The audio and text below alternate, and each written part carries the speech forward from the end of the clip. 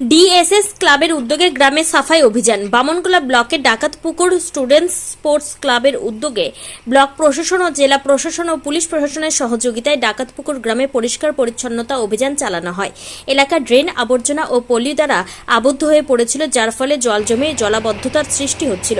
এই কারণে এলাকার জনজীবন এবং পরিবেশের সুরক্ষার জন্য ড্রেনগুলি পরিষ্কার করার সিদ্ধান্ত নেওয়া হয়। খাতায় কলমে সরকারি রাস্তা, অথচ সেই রাস্তায় দখল করে দুদিক ঘিরে দেওয়ার অভিযোগ উঠেছে স্থানীয় কিছু বাসিন্দার বিরুদ্ধে, যার জেরে সেই রাস্তা দিয়ে এখন আর মানুষ যাতায়াত করতে পারে না। একটু বৃষ্টি হলেই রাস্তার ওপর এক হাঁটু জল ও কাদা। স্কুলের ছাত্রছাত্রী ও জনসাধারণ কেউ চলাফেরা করতে পারে না, বেরিয়ে চলেছে দুর্ঘটনা। স্থানীয় ক্লাবের প্রচারের মধ্য দিয়ে রবিবার জেসিবি গাড়ির মাধ্যমে রাস্তার দুই ধারে থাকা সমস্ত চালির ঘর, ছাউনি, দোকানঘর, বেড়া সরিয়ে ফেলা হয়। ক্লাবের সেক্রেটারি হরিপদ মাহাতো বলেন, জল নিকাশি নালা কোনো মতে বন্ধ করা যাবে না এবং যারা রাস্তা দখল করে আছে তাদের ঘর কিছুদিনের মাধ্যমে প্রশাসনের সহযোগিতায় ভেঙে দেওয়া হবে।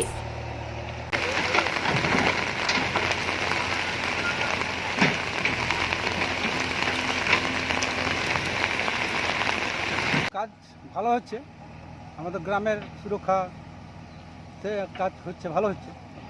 তো মাটিগুলো কোথা থেকে সংগ্রহ করা হয়েছে, কোথায় ফেলা হচ্ছে, একটু বিস্তারিত যদি বলেন। রাস্তার মাটি রাস্তায় ফেলা হচ্ছে, যে জায়গাগুলো ভেঙে গেছে সেই ভাঙা জায়গাগুলো দেওয়া হচ্ছে।